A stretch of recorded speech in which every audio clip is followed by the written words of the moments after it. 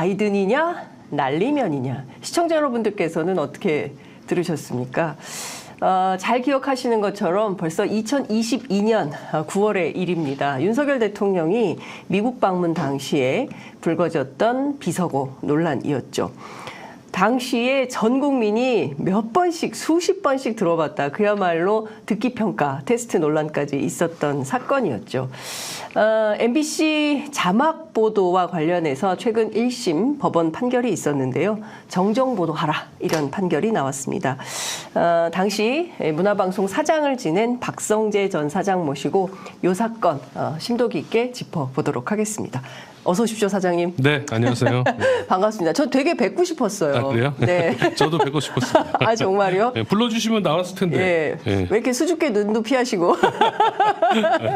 예. 첫 출연이세요. 저희가 네. 처음 출연하신 분들께는 저희 네. 시청자들을 향해서 네. 뜨거운 연대 인사를 부탁드립니다. 아, 네. 카메라 조기 준비됐습니다. 카메라 보고요? 네. 네, 안녕하십니까. 작년 초까지 MBC 사장을 지내다가 지금은 백수 생활을 하고 있는 박성재라고 합니다. 예. 백수? 하여튼 예, 반갑습니다. 네. 이렇게 박수 해야 되거든요. 백수라고 하기에는 너무 바쁘시던데. 예. 예. 책은 썼어요. 책은 책도 한 권 쓰시고, 쓰고. 예. 예, 인터뷰도 하시고, 예, 제가 봤습니다. 아니, 근데 제가 문화방송 자주 가거든요. 예. 예. 구성원들로부터 네. 굉장히 훌륭한 좋은 평가를 받고 계시더라고요.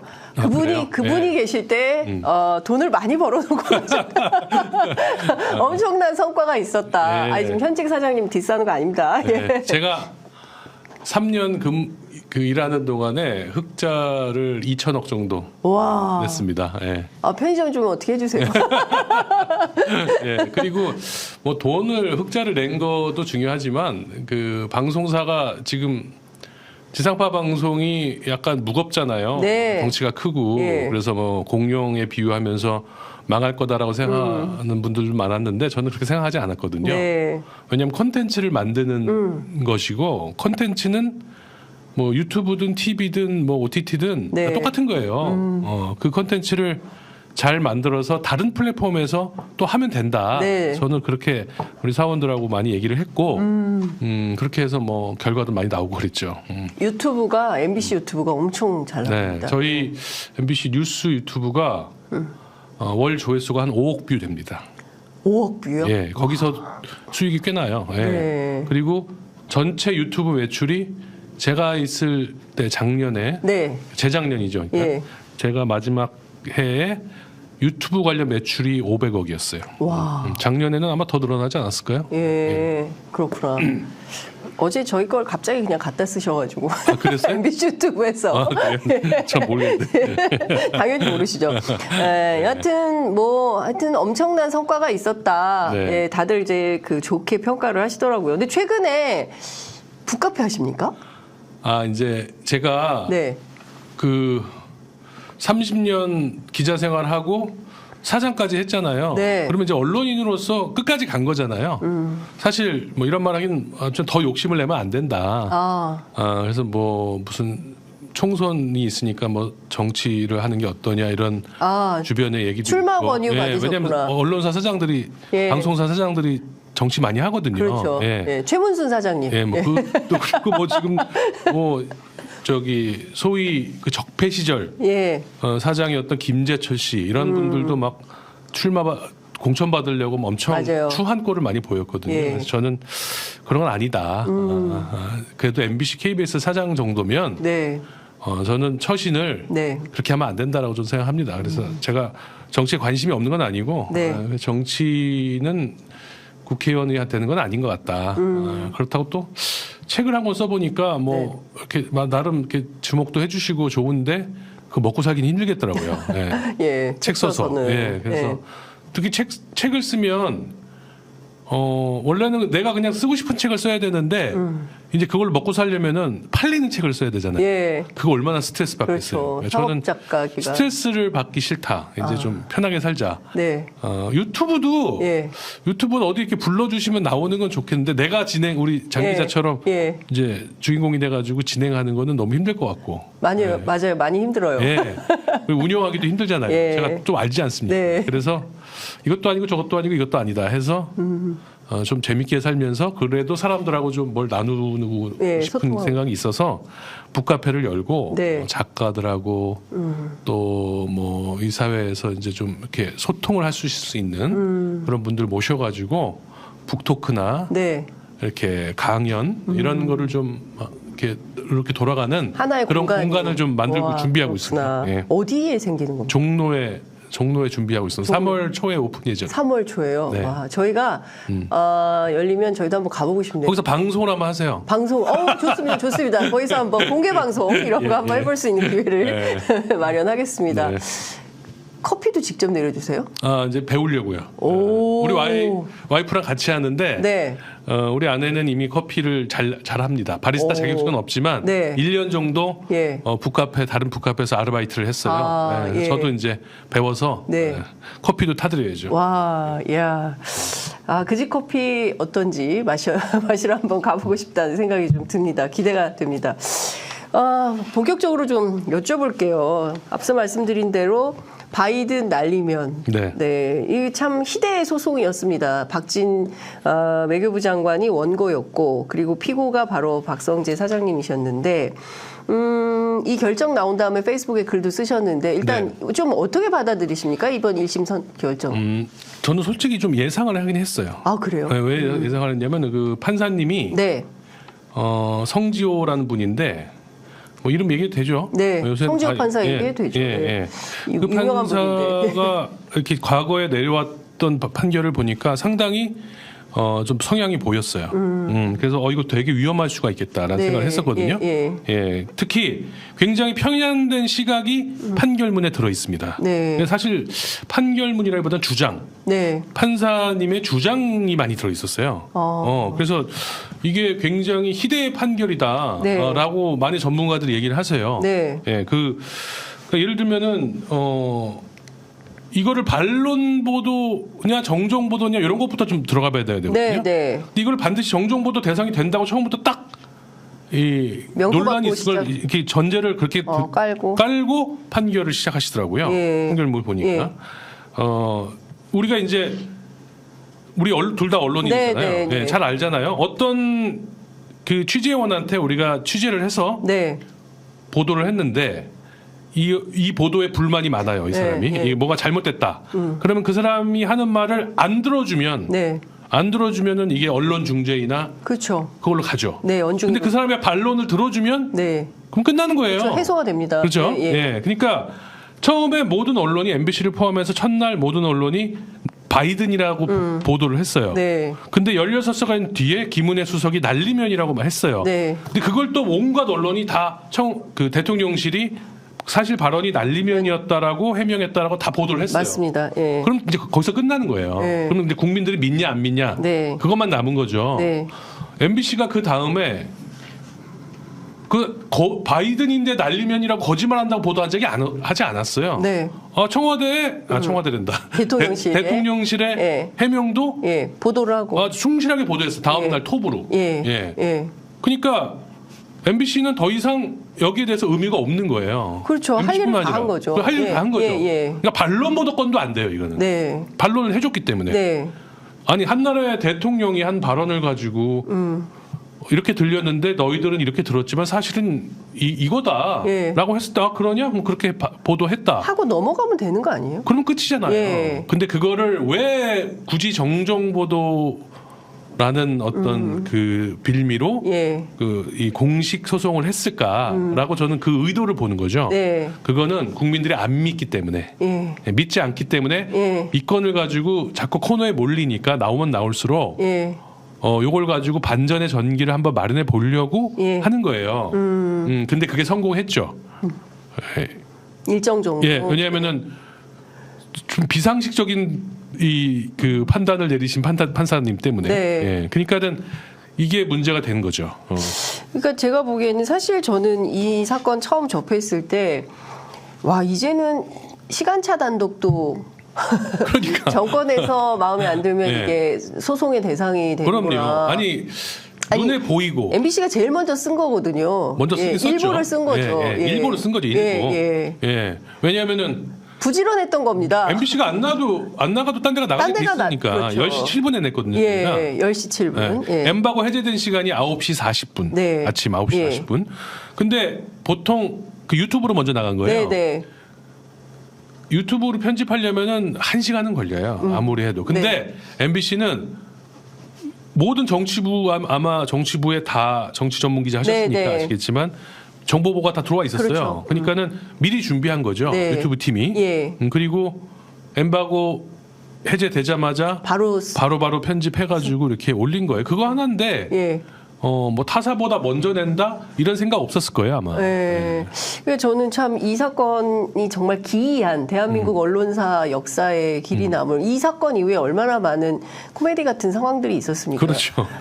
전용기를 안 태우고 네. 예, 그래서 다른 뭐 한겨레 경향 기자들이 그렇게 힘들게 또 대통령 순방 취재를 했어야 됐고 네. 끝난 다음에 또 그 돌아오는 전용기 안에서 전체 공식 브리핑을 안 하고 자기하고 평소 친하게 지냈던 기자 둘 불러가지고 따로 사담을 1시간 하는 이런 기이한 장면들을 우리가 봤는데 다시 이 재판으로 좀 다시 돌아가서 보면 정말 전 언론이 다 함께 저는 이 문제에 대해서는 끝까지 좀 함께 싸워야 되는 이슈가 아닌 대한민국 언론 역사를 위해서 말이죠. 네. 이제 그런 생각이 좀 드는데 저는 이 부분을 좀 납득할 수가 없었어요. 판독이 불가능하다라는 전문가들의 견해, 이거는 법원이 받아들인다. 네. 그런데 허위 사실. 네. 그러니까 뭔지 모르겠는데 거짓이라는 거죠. 뭔지 모르겠는데 하여간 니네가 잘못했어 이거예요? 첫 번째 문제가 뭐냐면 네. 아무도 그 전문가가 누군지 몰라요 지금. 그죠? 법원이 밝히지를 않았어요. 왜 안 밝히는 거예요? 모르겠어요. 예. 그러니까 왜 안 밝히는지 이유는 밝혀야 되는 이렇게 거예요. 중요한 판단이 이렇게 국민의 어떤 시선이 모여진 그 재판에서는 네. 전문가가 누군지 보여줘야 돼요. 그렇습니다. 나와서 얘기를 해줘야 돼요. 예. 왜냐 많은 전문가들이 바이든으로 들린다라고 말하는 사람이 많거든요 지금. 네. 예? 예. 그러니까 얼핏 좀 이렇게 애매한 부분도 이렇게 주파수 같은 거 만져보고 예. 하면은 바이든일 가능성이 상당히 높다라고 보시는 분들이 많아요. 예. 그러니까 자기 명예를 걸고 전문가라면 재판에서 나와서 증언을 해줘야 돼요. 네. 외국은 다 그렇게 하는 거 아닙니까? 그렇죠. 네? 예. 근데 이거 뭐 전문가가 누군지 몰라. 근데 전문가의 견해를 봤는데 네. 판독이 불가능하다고 했어요. 여기까지 좋다 이거예요. 네. 그러면은 판독이 불가능하면은 그 입증 책임은 누구한테 있는 겁니까? 그 말을 했다고 하는 대통령실과 외교부에 있는 거죠. 네. 근데 그거를 거기서 갑자기 논리가 뛰어가지고 MBC가 판독이 불가능한 거를 단정적으로 보도했다. 그게 네. 정정 보도 이렇게 되는 거죠. 네. 이게 말이 안 되는 거죠. 그렇죠. 왜 MBC는 혼자서만 그렇게 판단한 게 아니거든요. 그날 뭐 다 아시겠지만 네.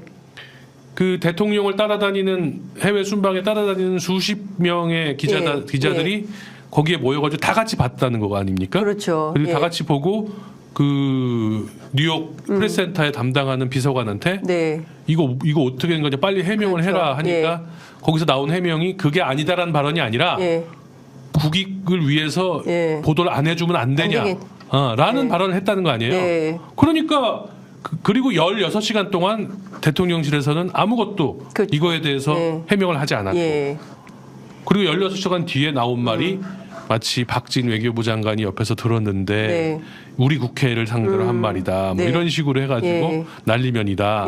이렇게 이 새끼 이런 얘기는 이제 빼버리고 그렇게 한 거죠. 그러니까 누가 봐도 MBC뿐만 아니라 모든 기자들이 이건 바이든이구나라고 판단했고 대통령실의 직원들조차 비서관들조차 그렇게 판단했기 때문에 이거 큰일 났구나라고 봤다는 거죠.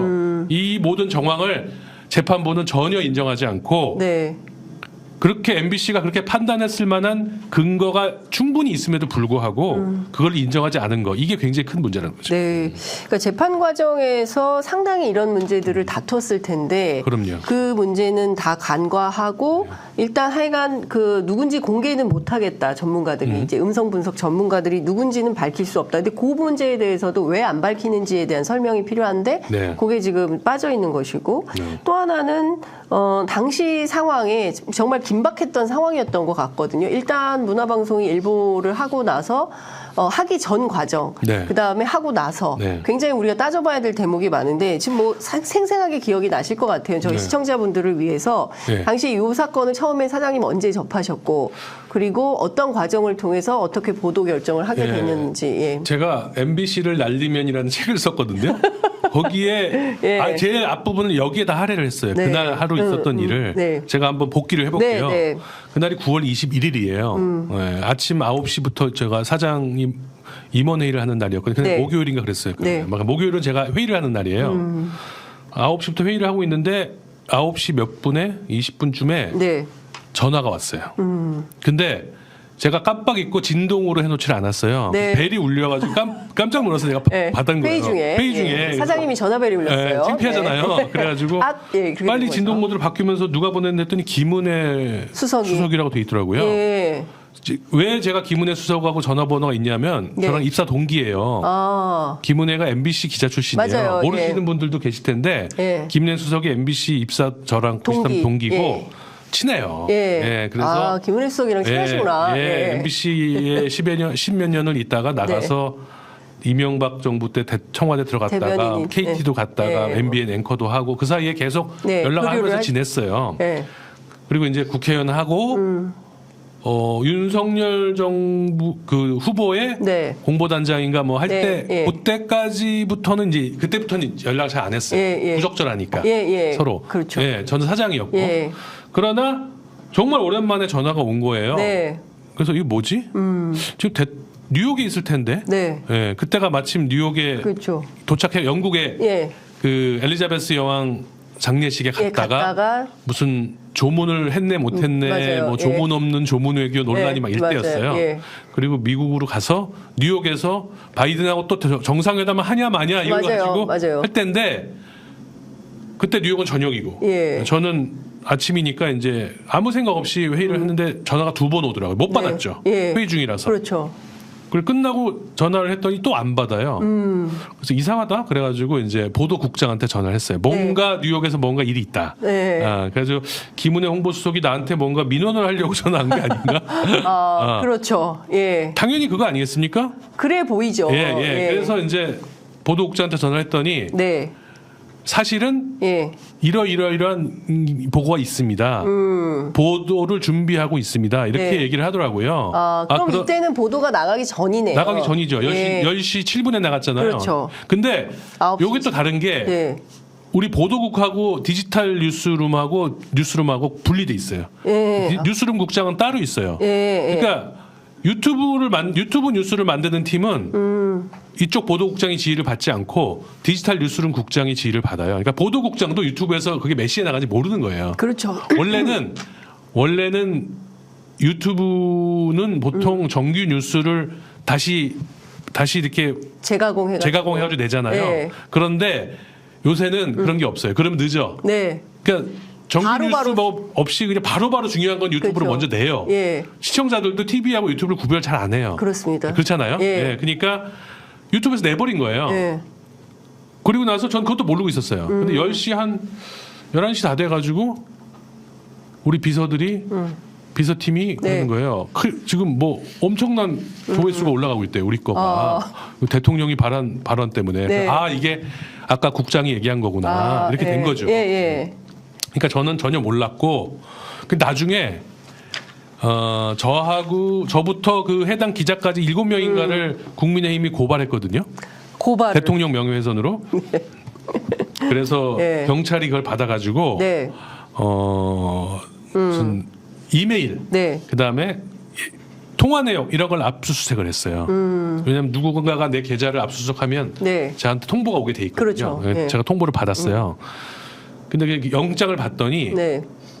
저랑 경영진 국장이 마치 민주당하고 짜고. 내통을 해가지고 기자들이 내통을 해서 이런 거를 민주당에 영상을 넘겨줘서 네. 민주당이 9시 반 회의에서 얘기를 했거든요. 네. 원내대표가. 네. 그거를 마치 MBC가 넘겨준 것처럼 예. 이런 식으로 시나리오를 짜가지고 영장을 받아냈더라고요.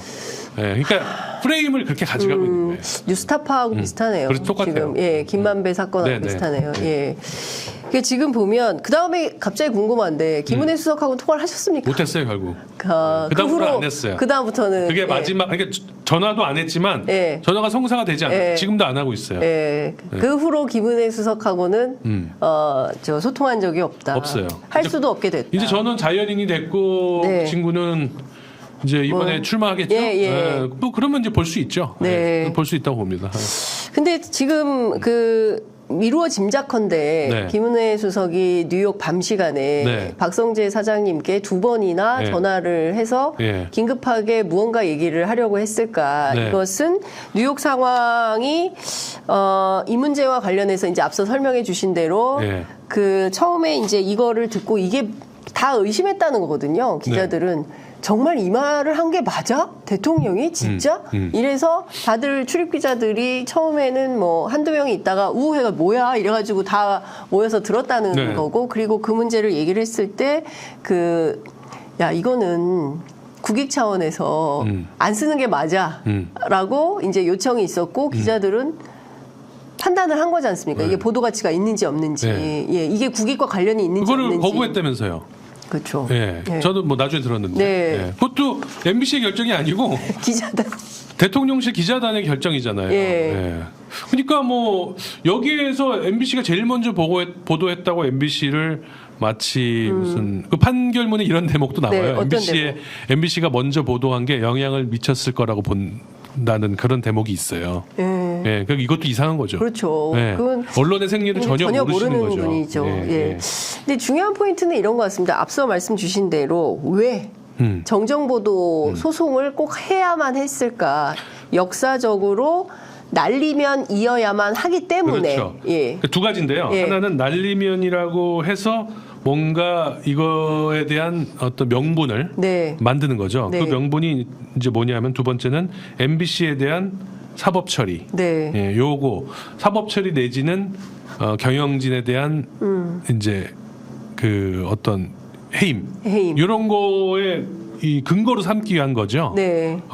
지금 MBC가 KBS하고는 달리 MBC는 안 날아가지 않습니까? KBS는 날아갔는데 MBC 안 날아갔습니다. 왜냐하면 MBC 버티고 있어요. 이것도 판사님들이 또 이렇게 결정을 해주셔서 그런 거예요. 그렇죠. KBS 이사장과 사장에 대한 해임은 다 가처분이 기각이 됐는데 MBC는 이사장과 이사들의 그 박무진 이사장과 이사들의 해임 부당 가처분이 다 인용이 됐어요. 그러니까 MBC가 재판부에 의해서 살아남았다라고요. 그러니까 이거를 어떻게 수용 안 할 수가 없잖아요. 마찬가지로 법원이라는 사법기관의 어떤 뭐가 기준이 필요한 거예요.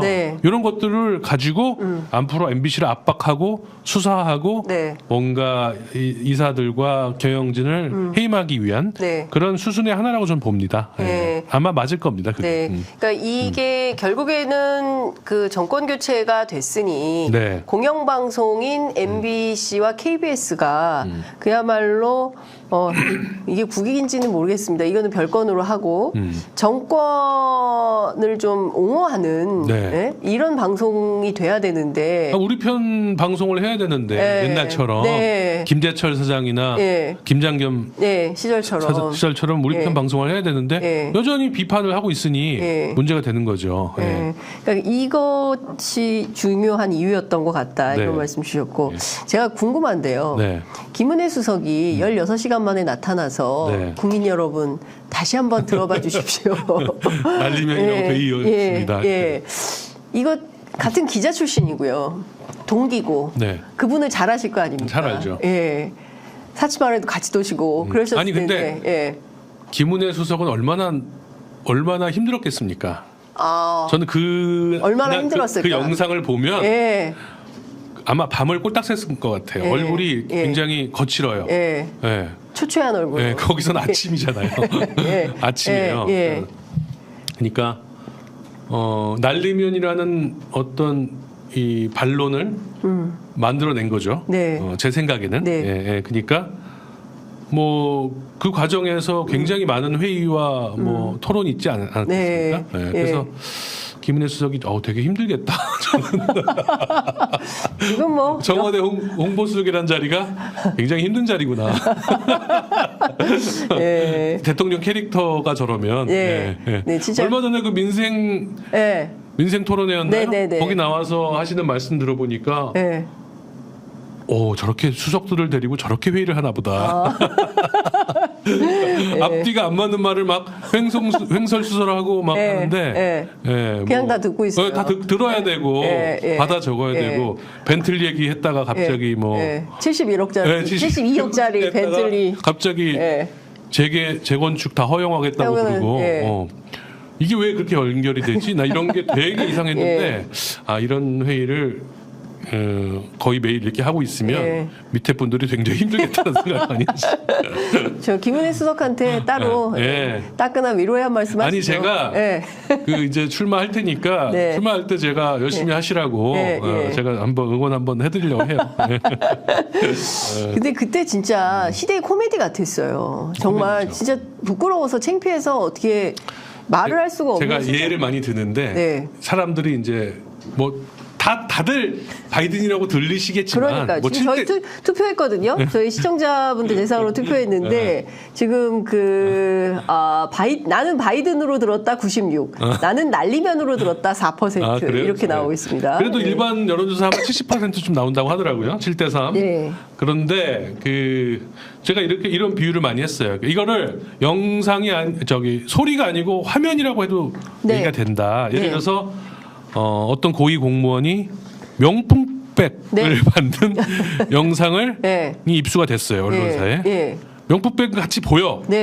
해상도가 정확하진 않아. CCTV라서. 명품백 같아. 자, 그럼 명품백처럼 보이는 물건을 이렇게 건네고 받는다라고 보도를 했다고 치자 말이죠. 그러면은 근데 그 다음날 그 사람이 이거 명품백 아니야. 싸구려 백이야. 라고 반론했어요. 그것도 보도를 해줬어요. 싸구려백이라도 이상하지. 그렇죠. 싸구려백은 왜 받아 그러면은? 싸구려백은 받아도 되는 거야? 받아도 되는 거야. 그리고 거죠. 굳이 또 그 자리에서 왜 백을 받아? 여러 가지 얘기가 나올 수 있잖아요. 그러니까 이거는 마치 미국 국회가 아니고 사실은 한국 국회야. 이런 거랑 똑같은 거예요. 근데 자, 명품백이라고 했는데 명품백처럼 보여가지고 많은 사람들이 저거 샤넬이다, 에르메스다 다 이렇게 똑같이 디올이다라고 보이는데 사실은 짝퉁이야. 아니면 사실은 싸구려야. 비슷한 싸구려야. 이렇게 주장하는 거랑 비슷한 거라고 좀 보거든요. 근데 그 보도도 해줬어요. 그 사람이 라고 주장한다. 라고 주장합니다. 라고 해명했습니다. 끝이에요. 그다음에 그 사람의 정치적 운명은 고위공직자 그분의 운명은 이제 여론과 높은 사람들이 결정하겠죠. 그렇습니다. 그러니까 여기서 더 나갈 필요가 없는 거죠. 그러니까 굳이 이렇게까지 이게 무슨 과학적인 그런 것도 아니에요. 사람의 인지 감각에 관련된 거기 때문에. 그렇죠. 아니 그리고 이것은 사실 통상 범주 안에 있는 것이고 사실 많은 국민들이 이성과 상식을 가진 국민들이 판단하기에는 내가 실수했다. 내 정말 그 검사만 하다가 그렇죠. 특수부 시절에 내가 피의자들만 만나다 보니까 거짓말이 나왔다. XX 이런 말도 입에 붙었고. 죄송하다. 이렇게 하고 넘어가면 대통령 인간적이시네. 제가 그렇게 생각을 했어요. 그 21일 날 발언을 하고 이틀 뒤에 돌아왔어요. 사흘 뒤인가 돌아와가지고 첫 그 도어 스태핑 자리에서 뭔가 말을 할 거 아니에요.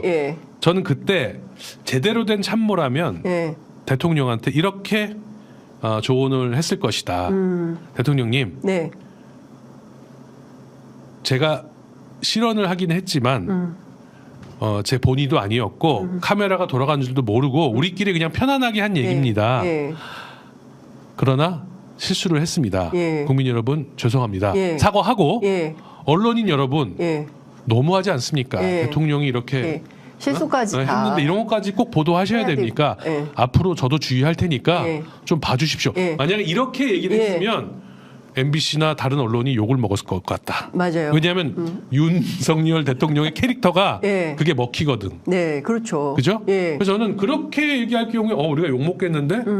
그럼 거기에 대한 또 대응을 우리가 해야 되나? 이런 생각을 하고 있었어요.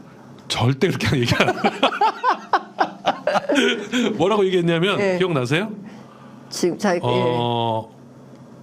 이 국익을 위험에 빠뜨리는 보도에 대해서 진상 조사를 해야 된다. 이렇게 얘기를 했어요. 맞아요. 자, MBC라고 말을 안 했지만 국익을 위험에 빠뜨리는 보도에 대해서 진상 조사를 해야 된다. 이 말이 뭐냐면 MBC를 수사하라는 얘기예요. 그죠? 이게 MBC가 일국의 대통령이 방송사 기자들을 자기한테 불리한 보도를 한 기자들을 수사해라라고 지시를 한 거라고 좀 봤어요. 사실상의 수사 지시. 그리고 바로 형사 고발이 시작됐고 수사가 시작됐어요. 근데 수사가 잘 진행되겠습니까? 그러니까요. 경찰도 뭘 수사해요? 생각이 있는데, 그러니까 처음에는 압수수색 들어오네 마네 뭐 그러고 막 난리가 났었는데 그렇죠. 뭐 흐지부지 됐죠. 그런데 우리가 통상 아는 국익의 범주에 대통령의 욕설이 포함된다고 생각해야 됩니까? 이제 뭐 근데 대통령실에서 그걸 굉장히 기분 나빠했대요. MBC 기자를 포함해서 몇몇 기자들이 그 백악관에 질의를 보냈어요. 맞아요. 이 발언에 대해서 어떻게 생각하냐고. 이런 거를 굉장히 기분 나빠했다고 하더라고요. 근데 이런 것도 당연한 거 아니에요? 아니 기자들 입장에서는 크로스 체크도 해야 되고 해야 되니까. 확인 백악관에 무슨 반응이 나오는지 봐야 될 거 아니에요. 근데 굉장히 일반적인 취재 관행인 건데 그게 왜 불쾌했을까요? 그런 보고를 제가 들은 적이 있어요. 박상재 사장님 커피 좀 더 드려야 될 것 같다는 생각이 드는데 물 좀 더 드려야 될 것 같아요. 물 주세요. 얘기하니까 열받네. 열받네. 아니 그러니까 너무 이상한 거예요. 그러니까 대한민국이 상당히 이제 87년 6월 항쟁 이후에 민주화돼 있고 그 민주정부의 품격에 맞는 그런 정부가 되려고 진보든 보수든 다 노력을 했는데 그런데 어느 날 갑자기 윤석열 대통령이 나타나서 바이든 날리면 사태가 터지고 그 이후로 기이한 일들이 계속 벌어지고 있는데 아무도 말을 못하고 있다. 대통령이 너무 경로해서 그런 경로. 경로라는 말도 웃긴 게 아니 경로하면 말 못하는 거예요. 이게 민주주의에 경로라는 말 자체가 너무 권위주의적이지 않아요? 그렇죠. 그래서 그때 그 숙명여대 강영철 교수님이 무슨 칼럼에다가 경향신문 칼럼에다 쓴 걸 보니까 하여튼 이 옛날에는 없었던 이 표현들이 윤 대통령에 대한 표현들이 굉장히 많아졌다. 문재인 대통령이나 심지어 이명박 박근혜 때도 없었던 표현들이 그렇게 뭐 조사를 하셨더라고요. 그러니까 지금 이거 좀 참 너무 부끄러운데 저는 그것도 좀 여쭤보고 싶어요. 좀 치졸했잖아요. 대통령실의 대응이. 비행기 안 태워주고. 비행기도 안 태워주고.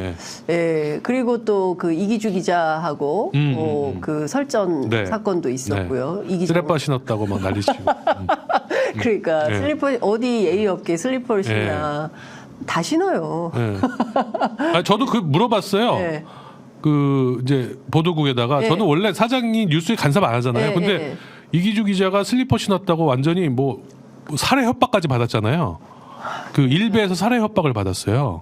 슬리퍼 신어서. 아니 이제 죄송합니다. 저 지금 슬리퍼 신고 있습니다. 예의 없다고. 예의 없다고 죽여버리겠다 이런 글이 올라왔어요. 그래서 경찰이 막 경호해주고 그랬거든요. 세상에. 슬리퍼를 이기주만 신었어? 내가 물어봤더니 정치부장이 사장님이 슬리퍼 검사해야 돼 기자들. 그랬더니 아니래요. 지금 이기주가 슬리퍼 신었다고 쓴 기자들도 다 슬리퍼 신고 있었다는 거야. 다 신었어. 이기주만 신는 게 아니야. 여기자들은 주로 안 신고 남자 기자들은 거의 다 신는데요. 맞습니다. 그래서 왜냐하면 나가보셔서 아시잖아요. 알죠. 그리고 이기주 기자가 신었던 그 삼선 슬리퍼는 그 대통령실 매점에서 파는 거라고 그러니까. 그러니까 이런 코미디 같은 상황이 지금 계속 벌어지고 있는 거고 앞으로도 이제 3년 넘게 어떤 장관이 펼쳐질지 어떤 마음으로 우리가 이걸 마주해야 되는지 진짜 걱정이다 이런 생각이 좀 드는데. 저는 뭐 정치, 경제, 뭐 외교 이런 얘기는 안 하려고요. 저는 이제 언론인이 아니고 그냥 그러나 저는 전직 공영방송의 대표로서 언론을 대하는 태도에 대해서는 반드시 기회 있을 때마다 계속 지적을 하려고 해요. 그게 윤석열 대통령도 그렇고 문재인 대통령도 그렇고 뭐 모든 정치인들도 다 마찬가지예요. 언론을 그렇게 하면 안 된다. 또 일반 시민들도 마찬가지예요. 제가 언론 개혁에 관해서 강의를 많이 하거든요. 네. 늘 하는 말이 언론을 도구로 보시면 안 된다. 예. 우리 도구로 봐요. 그게 뭐냐면은 진영 논리에 따라서 우리 편 내 편 가르는 거. 네. 그다음에 가짜 뉴스를 판단할 때도 네. 우리한테 불리한 건 가짜 뉴스. 이거는 솔직히 좌우가 따로 없어요. 지금. 네. 민주당 때 했던 언론중재법도 사실은 가짜 뉴스차 때려잡자고 한 건데 네. 그게 만약에 그 당시에 통과가 됐으면 네. 그때 언론계가 다 반대했잖아요. 네. 오마이뉴스는 어땠어요? 제가 그때는 오마이뉴스 기자가 아니었어요? 자꾸 저한테 말씀 나오길래 아니 조선일보에서 자꾸 저한테 오마이뉴스 간부가 운영하는 이런 오마이뉴스 간부 아니고요. 예, 오마이뉴스 그만둔 지 오래됐습니다. 맞다. 예, 그 사이에 제가 그만두고 중국도 갔다고 했는데 아직도 오마이뉴스 간부로 아무 상관없는 회사입니다. 언론중재법 악법이에요. 네. 왜냐 명예훼손으로 그 잘못된 보도로 명예훼손을 당할 경우에 피해액의 5배까지 보상하게 돼 있었잖아요. 네. 거기서 언론계에서 이거 안 된다 악법이다. 굳이 하려면은 그 대상자의 네. 정치인, 대기업, 고위 관료는 빼라 이렇게 얘기했어요. 네, 네. 그거 안 받아줬어. 왜? 정치인, 대기업 구하려고 만든 법이거든. 문재인 대통령 공격한다고 네. 문재인 대통령하고 민주당 가짜 뉴스를 공격한다고 만든 법이잖아요. 그러니까 그렇죠. 그렇게 가면 안 돼요. 네. 언론 개혁을 그런 식으로 가짜 뉴스를 때려잡겠다고 하면은 네. 지금 벌어지고 있는 상황하고 똑같은 일이 벌어지는 거죠. 갑자기 오마이뉴스 그때 태도가 어떤 건지 궁금해지네. 제가 취재해 보겠습니다. 네. 그렇죠. 그 저희 편의점은 그게 없습니다. 네. 예, 진영을 가리지 않고 다 비판을 해서 다 그러니까 욕먹고 제가 있는데요. 정치하시는 분들한테 부탁드리고 싶은 거는 가짜 뉴스의 유불리를 판단하지 마셔라. 그러니까 자기한테. 그렇죠. 가짜 뉴스로 피해가 생길 수 있어요. 허위 정보로. 네. 그리고 그게 의도적일 경우에는 심각한 문제죠. 네. 그거는 어떻게 해서든지 처벌을 받을 수도 있고 아니면 대가를 치르게 해야 됩니다. 네. 그런 거는 그냥 민사에다 맡겨 놓으셔야 돼요. 네. 이걸 가지고 형사적으로 어떻게 하겠다는 이거를 마음 먹는 순간 악법이 탄생하는 거고 그게 독재 정권이 하는 일이에요. 네. 모든 독재 정권이 가짜 뉴스, 페이크 뉴스를 가지고 네. 언론을 탄압하거든요. 그렇습니다. 트럼프가 그랬고 네. 필리핀의 두테르테가 지금도 그러고 있습니다. 네. 예. 한국은 그러면 안 되는데 한국은 여전히 방심위에서 네. 가짜뉴스 신고센터를 만들어 놓고 엉뚱한 사람들을 잡고 있다. 이런 네. 말씀을 좀 드리고 그 관련해서는 잠시 후에 저희가 김유진 방심위원 모시고 말씀을 좀 들어보도록 하겠습니다. 지금 기본적으로 이 문제가 일단은 1심인데 네. MBC가 항소를 한 거죠. 네, 항소 방침을 밝혔다고 예. 보도가 나왔고 뭐 예. 항소하겠죠. 예, 그러면 이건 예. 대법까지 가는 거네요. 아 그렇다고 봐야죠. 예. 근데 이제 중간에 또 MBC가 예. 날아가고 예, 또 KBS처럼 뭐 그 가능성도 또 있을까요? 그런 사장이 오면은 예. 바로- 정정보도 바로 해버릴 수도 있죠. 항고 포기하고. 그때 네, 제가 PD 수첩, 네, 예, 소위 광우병 네. 보도를 했던 PD 수첩 때 네, 코너에 몰린 이명박 정권이 방통위를 동원해 가지고 난리를 쳤어요. 네. 그래서 사과 방송 명령이 내려졌어요. 내려왔어요. 예, 근데 그 사과 방송을 명령한 거는 어떤 행정 조치죠. 네, 그럼 이거 그 행정법원에 우리가 항고하면 돼요. 근데 그거 항소를 안 했어요. 네. 안 하고 그걸 방송을 내겠대요. 당시 사장이 엄기영 사장이었는데 염기영. 사장이 예, 쫄은 거죠. 아, 이런 건 이제 사장의 결단이거든요. 네, 뭐 이렇게 보도를 하는 거는 보도국장이 결정하지만 네, 사과 방송을 하느냐 마느냐, 뭐 이걸 어떻게 대처하냐, 항소를 하느냐 마느냐 이런 거는 사장이 보통 결정해야 되는 거죠. 네. 다 사장만 보고 있으니까. 근데 사장이 사과 방송을 해야 된다고 결정을 내렸죠. 그래서 사과를 냈어요. 그때 막 노조가 막고 그랬어요. 네, 제가 노조위원장이었어요. 스튜디오 앞에서 못 나가게 막았는데 네. 이상하게 그 전파를 우회해가지고 네, 방송을 냈어요. 그러니까 그게 딱 나가니까 그 다음부터 검찰 수사가 시작됐어요. 왜? 니네가 인정했잖아. 네, 니네가 잘못을 인정했기 때문에 이거는 이제 니네는 수사 받아야 돼. 네. 그래가지고 PD들이 잡혀가고 수사가 했거든요. 10년 동안 대법원에 다 무죄 받았죠. 네, 그럼 뭐 합니까? MBC가 망가졌죠. 예. 예. 그러니까 이런 거를 노리는 거죠. 예. 지금 당장 수사가 시작되고 MBC 기자들이 또 뭐 소환당하고 뭐 이제 뭐 이렇게 억지로 막 체포하고 그러진 않을 것 같아요. 네, 이 문제를 가지고 선거도 있고 그러니까. 그러나 이제 수사나 뭐 이런 게 시작되면 이런 걸 가지고 계속 또 저는 할 거다. 지금 검찰 하는 짓을 보면 이렇게 봅니다. 지금 뭐 공영방송 사장으로서 최근에 진행되는 특히 이제 KBS 보면 여러 마음이 드실 것 같거든요. 하루아침에 방송 프로그램이 제가 박민 사장 잘합니다. 어떻게 하세요? 연배는 저보다 선배고 조금 선배인데 예전에 미국에서 연수도 같이 했고 뭐 친하게 지낸 어떤 사이예요. 캐릭터시길래 이렇게 하루아침에 방송을 캐릭터가 그렇게 큰 문제가 있는 분은 아니에요. 그래요? 그냥 그분이 받은 임무가 있겠죠. 이 미션이 있다. 미션이 있을 거라고 봐요. 제가 이제 최근에 연락을 안 하고 있는데 서로 제가 유튜브 나와서 자꾸 비판을 하니까 서로 불편해가지고 제가 연락 안 하는 게 맞겠다 싶어서 당분간은 연락 안 하고 있어요. 근데 이거예요.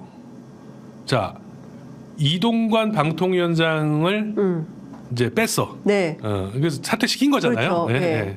그리고 방통위 업무가 마비되지 않기 위해서 김홍일 검사 출신 김홍일을 넣었단 말이에요. 김홍일 위원장을 형님이라고 부른다는. 그렇죠. 왜 그랬을까? 저는 김홍일의 가장 문제는 방송을 전혀 모른다는 거죠. 방송통신을. 왜 그렇게 했을까? 방송통신 특히 방송을 무자비하게 관리하려면은 애정이 없는 사람이어야 되잖아요. 무자비하게 관리하는 겁니다. 무자비하게 관리. 마찬가지죠. KBS를 무자비하게 정리하려면 여기서 말하는 정리라는 것은 구조조정, ETV 분리, 민영화 요 수준입니다. 제가 볼 때는 그게 될 수 있을지는 모르겠어요. 왜 법에 법을 바꿔야 되는 문제 때문에. 그러나 되든 안 되든 일단 준비는 하고 있는 거죠. 그래서 무자비하게 정리할 수 있는 무자비란 말이 그렇게 뭐 잔인하다는 뜻은 아니에요. 냉혹하게.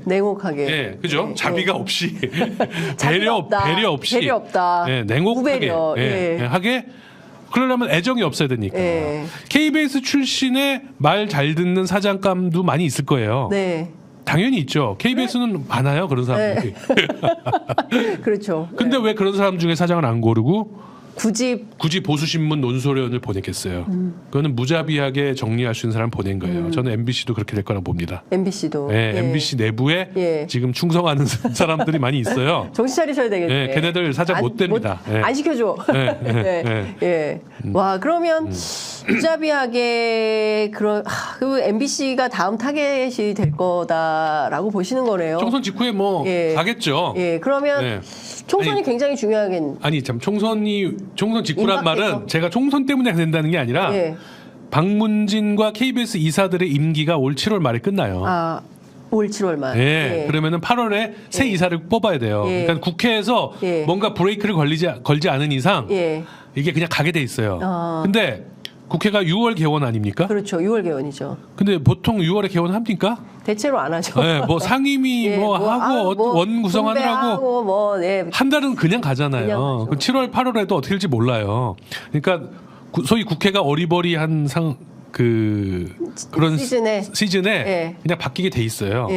그래서 국회가 정신 바짝 차리지 않으면 그걸 막아야 돼요.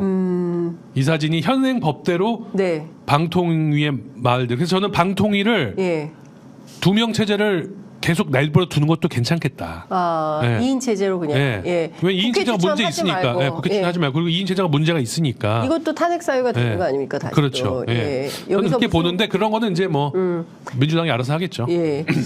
그렇죠. 근데 민주당도 민주당이지만 언론도 좀 계속 감시하고 할 필요는 있을 것 같다라는 생각은 좀 듭니다. 그냥 있으면 안 될 것 같다는 판단도 좀 드는데요. 어쨌든 저는 그러니까 이 정부 이후에 저는 바이든 날리면 사태가 가장 코미디 같은 상황이었고 그 코미디 같은 상황을 이건 코미디로 규정을 하고 이런 식으로 하면 안 돼. 대통령이 이렇게 하면 안 돼. 라는 국민적 여론, 사회적 여론이 형성이 돼서 어떻게든 대통령이 바꾸도록 했어야 되는데 오히려 우리 언론은 야 날리면이래. 전부 날리면 쓰고. 너무 웃긴 게 첫 보도가 외교부 판정승. 외교 판정승이라고 이게 쓴 보도가 뭡니까? 많아요. 이게 자기들 뭡니까? 발목에 족쇄를 채우는 그런 제목을 달아요. 말도 안 되는 거. 자기들도 다 그렇게 너무 보도했으면서. 창피한 거 아닙니까? 솔직히 말하면. 예. 그러니까 그게 어떻게 외교 판정승입니까? 근데 그렇게 제목을 다는 걸 보고 네. 우리 언론 참 정신 못 차렸구나. 참 저는 이게 진짜 너무 그러니까 대한민국 언론이라는 게 그러니까 해외 언론이 보기에 참 웃긴 거예요. 그러니까 해외 언론도 좀 허접한 애들 많은데. 뭐 많긴 하지만 그래도 대한민국처럼 민주주의가 확장된 국가에서 언론의 역할과 사명이 굉장히 중요한데 아니 이번에 이렇게 이재명 대표 피습 사건 때도 그랬어요. 그러니까요. 저한테도 정보 보고가 찌라시가 계속 들어와요. 아직 언론인이라고 생각해서 뭐 톡방에도 남아 있고 뭐 그러니까 네. 바로 민주당 소속이라고 범인이 그렇죠. 찌라시가 보셨죠 그 찌라시? 그럼요. 민주당 당원. 근데 저는 설마 이거 MBC가 이런 거 가지고 기사 쓰진 않겠지. 이거는 봐야 되는 건데라고 생각했는데 아니다 다를까 중앙일보가 바로 일보라고 썼죠. 민주당 소속이라고 마치 현장에서 뭐 주변에 이웃들한테 들었을 수도 있죠. 주어가 이웃들이에요. 해가지고 민주당 소속이라고 그 기사를 쓰더라고요. 그 일보가 되게 중요하잖아요. 그럼 사람들이 어떻게 생각했어요? 제 친구들도 저한테 제가 뭐 아는 줄 알고 야 민주당 소속 맞아? 그러면 민주당 이재명에 반발하는 사람이 그런 거야? 아이고 이런 그렇죠. 전화를 하고 막 카톡을 보내고 그러더라고요. 자기들끼리 정쟁했네. 이런 구도를 만들려고 했어요. 근데 어떻게 됐어요? 보니까 아니잖아요. 아니죠. 민주당에 가입한 건 위장 가입하고 아마 이재명 대표 동선을 아마 알아내려고 했겠죠. 태극기 부대였다는 게 지금 드러났잖아요. 근데 너무 무책임하고 이 속보 전쟁, 그다음에 포털 인터넷에서 조회수를 땡기기 위한 그 어뷰징 이런 것들이 이제 대표적으로 이제 나오는 거죠. 이런 그 사례가. 저는 우리 언론의 문제는 사실 그 어뷰징, 그다음에 인터넷 속보 경쟁, 단독 경쟁 이런 거라고 생각해요. 가짜 뉴스는 그 다음입니다. 가짜 뉴스는 오히려 또 다른 윤리의 문제일 수가 있지만 그건 유튜브가 더 심해요. 맞아요. 그죠?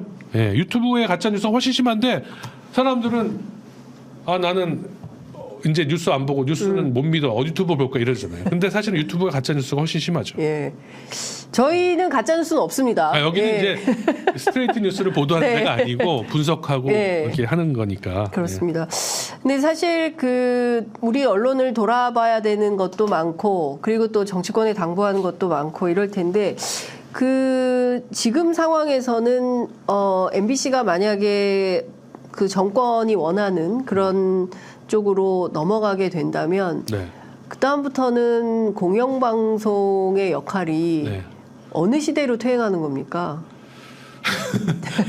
이게 이명박 정부 때 이제는 이명박 박근혜 정부 때의 작전은 전략은 그거였어요. 물론 민영화를 시키고 싶어 했지만 민영화라는 거는 사실 오너를 만들어 준다는 거잖아요. 공영방송은 주인이 없는데 공적인 소유로 돼 있으니까 공영방송인데 오너를 만들어 주면 이제 SBS나 종편처럼 되는 거잖아요. 그럼 뭐 알아서 기는 권력에게 그 권력이 진보든 보수든 알아서 기게 만드는 그런 거죠. 그게 민영화인데 민영화가 잘 안 될 경우에 혹은 민영화 전 단계까지는 말 잘 듣는 사장을 보내서 인사권을 장악하게 하고 기자들을 다스리게 하는 기자들을 어떻게 또 내보낼 때는 내보내고 날릴 건 날리고 해가지고 이렇게 이런 전략인데 지금 정부는 그게 안 되겠다. 이제 이동관 씨가 그 대표적으로 그 당시에 그런 전략을 지휘했던 사람인데 MBC 같은 애들은 그래가지고는 안 된다. 그냥 망쳐놔야 된다. KBS, MBC는 제가 그래서 늘 우리 KBS, MBC 후배들한테 늘 하는 말이 정상화라는 말은 망쳐놓겠다는 뜻이다. 쟤네들이 말하는 정상화라는 거는 망쳐놓겠다. 정상화라는 게 뭐예요? 언론의 기능을 더 밀어주고 더 자유롭게 보도할 수 있게 해주고 또 컨텐츠 열심히 잘 만들어서 네. 이게 정상화지. 그렇죠. 그죠? 네. 근데 정상을 어떻게 비정상으로 만든 거 근데 아니에요? 어떻게 사람을 자르고 네. 프로그램을 없애고. 보도를 지들 이 입맛에 맞게 하고 이게 어떻게 정상화예요? 네. 근데 걔네들이 말하는 정상화라는 거는 국민들한테 멀어지게 망쳐놓겠다는 거죠. 네. 국민들의 지지를 왜 그러냐면 KBS, MBC가 힘이 세거든. 네. 이 시청자 신뢰도에서 여전히 그럼요. MBC 예, 1등, 예, KBS 2등 예. 왔다 갔다 하잖아요. 그렇습니다. 예, 그러니까 이거를 망쳐놓겠다는 뜻이에요. 그러면 이제 MBC, KBS가 그냥 종편의 하나라고 네. 되면은 예. 사람들도 이제 그러면은 자기 진영에 따라서 유튜브만 보게 되고 인터넷만 보게 되는 예. 세상으로 가는 거죠. 예. 그러면은 저쪽 말 안 듣는 유튜브는 또 따로 관리하면 되니까. 네. 장윤선의 취재 편의점도 예. 만약에 여기서 누가 나와서 만약에 마음에 안 드는 소리 했다. 네. 그러면은 채널 삭제 예. 할 수 있어요. 예. 그걸 하려고 만든 게 예. 가짜뉴스 심의센터였거든요. 그렇죠. 지금 일단 중지됐죠. 맞아요. 예. 그 방심이 반발이 심하니까. 노동조합 통해서 네. 됐는데 제가 가만히 들으니까 카페 하실 때가 아닌 것 같아요. 카페는 좀 후순위로 미루고 미디어 운동을 좀 하셔야 되겠다. 아니 미디어 운동을 카페식으로 하시는 분들이 예. 많고 네. 저는 도와드리면 될 것 같아요. 예. 부정기적으로. 예, 하여간 매우 답답한 상황인데요. 지금 저희 KBS 나온 길에 이것 좀 여쭤볼게요. 최근 그 배우 이선균 씨가 어쨌든 그 생을 스스로 마감을 해서 네. 문화예술인들이 이제 기자회견도 하고 뭐 저희 방송에 얼마 전에 문성근 씨 이제 출연해서 네. 당시 상가 분위기 이런 것도 네. 이제 말씀을 해주셨는데 KBS 보도 어떻게 보세요? 그때 저는 굉장히 그 보도 나올 때부터 그랬어. 저런 게 나가네 보면서. 그런데 예. 이제 그게 아마 젊은 사회부 기자가 했을 것 같아요. 젊은 사회부 기자. 예. 그렇지 않겠어요? 뭐 그럴 수 경찰을 예, 경찰 출입하는 출입 기자겠죠. 예. 그 녹취록이 어디서 흘러나온지는 뭐 경찰일 수도 있고 예. 뭐 다른 데일 수도 있겠지만 예. 하여튼 젊은 사회부 기자가 단독이라고 해서 갖고 왔는데 그거를 가지고 그 중에서 조금 선정적인 부분이 들어갔잖아요. 네. 자기들은 그게 마치 사건의 실체를 이렇게 보여주기 위해서 중요한 단서라고 뭐 믿고 있을 거예요. 네. 저는 그렇게 믿지 않고 있는데 멘트가 이렇게 되게 섹시하고 선정적이니까 그거를 썼다라고 저는 생각하진 않아요. 네. 그 정도로 정신없을 거라고 생각하진 않아요. 네. 그러나 조금 더 생각해 보면 공영방송이 할 보도는 아니었다. 네. 라고 저는 봅니다. 그리고 MBC 후배들이 그렇게 보도를 했더라도 제가 혼을 냈을 거예요. 네. 제가 혼낼 자격이 있는지는 모르겠지만. 있죠. 예. 근데 KBS니까 제가 뭐 혼을 낼 수는 없고 예. 공영방송에 적합하지 않는 보도였다라고 좀 봅니다. 네.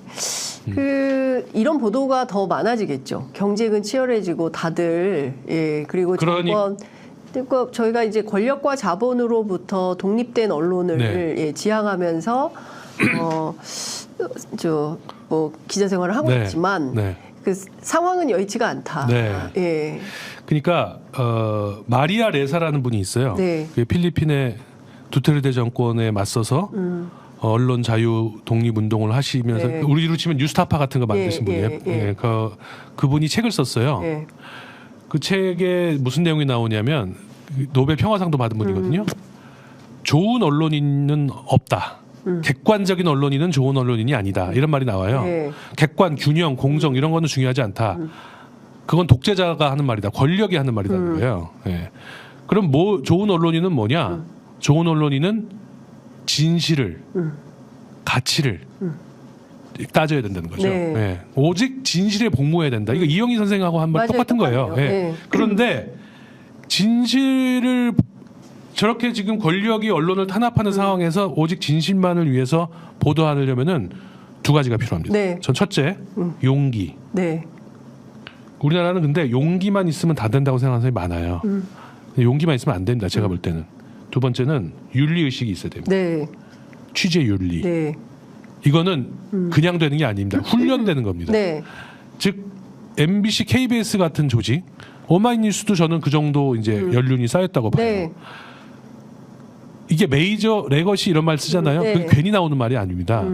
소위 제대로 훈련받은 언론인들은 그래도 좀 낫다. 저는 이렇게 보거든요. 네. 이거는 레거시 미디어에서이기 때문에 나은 게 아니라 훈련을 받았기 때문에 좀 나은 거예요. 훈련 받고도 뭐 지금 아닌 분들도 많지만 네. 지금 문제가 되는 보도들 중에 상당수는 디지털 팀 같은 데서 비정규직 뭐 이런 분들이 막 써대끼는 기사들. 네. 예, 똑같은 제목으로 제목만 살짝 바꿔가지고 막 올리고 조회수 네. 이런 게 굉장히 문제가 되거든요. 네. 그러나 제대로 훈련을 받고 탐사 보도를 할 줄 아는 사람들은 그런 실수를 저지르지 않습니다. 네. 즉 그게 더 중요하다 어떻게 보면. 그래서 용기 있는 기자보다는 소심한 기자라고 네. 이거 최경영 기자가 한 말인데 네. 되게 마음에 들더라고요. 네. 용기보다 소심함. 여기 말한 소심함은 따져보고 네. 살펴보고. 네. 우리 뉴욕 타임즈 여기자들이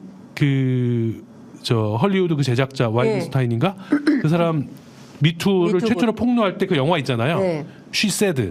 그 영화를 보면 수십 번 확인하고 그럼요. 실명을 써도 되나 안 되나 네. 확인하고 고민하고. 몇 달을 막 네. 고민하고 막 내 이름 써라라고 네. 하니까 막 감동해서 울고 막 이런 장면 나오잖아요.